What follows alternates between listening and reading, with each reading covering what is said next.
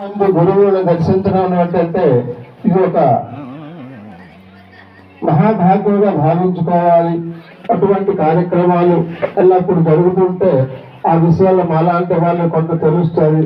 ఈరోజు బోధ చాలా చక్కగా గొప్ప గొప్ప విషయాలు ఈరోజు తెలియజేశారు.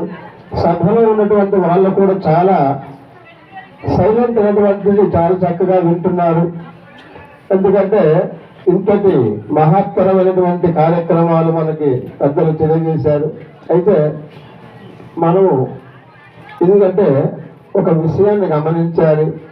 ఎందుకంటే మనం గురువు దగ్గరికి ఎందుకు చేరాము అనేటువంటి విషయాన్ని ఒకసారి మనం తలంచుకుంటే, మన తల్లిదండ్రులు ఎంతో కష్టపడి ఎంతో ప్రయాసపడి మనకి జన్మనిచ్చారు.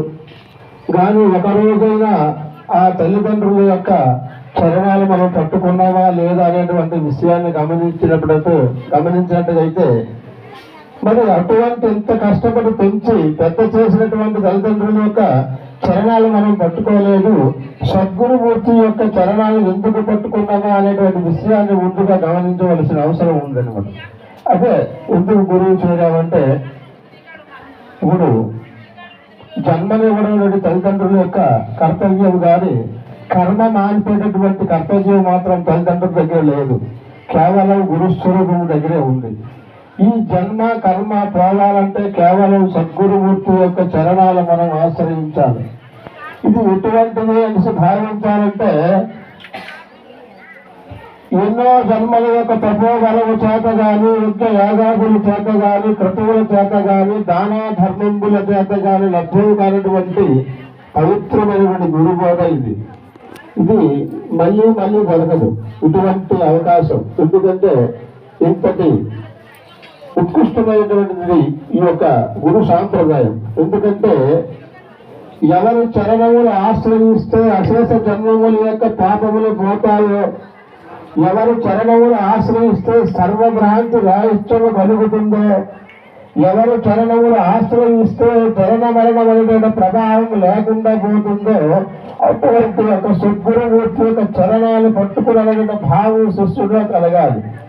అలాగా శిష్యుడిలో కలిగినప్పుడే ఈ బోధ యొక్క విశేషత అని అర్థమవుతుంది. విశ్వాసం కలిగి ఉండాలి. ఈ జీవితం అనేటువంటిది కేవలం గురువుకి అంకితం అనేటువంటి భావం ఏర్పరచుకోవాలి. ఇప్పుడు ఏంటంటే గురుక పరిపూర్ణం అనేటువంటి విషయాన్ని చాలా చక్కగా తెలియజేస్తూ మనం ఒక విషయాన్ని మొదటి శ్లోకములో చెప్పారు.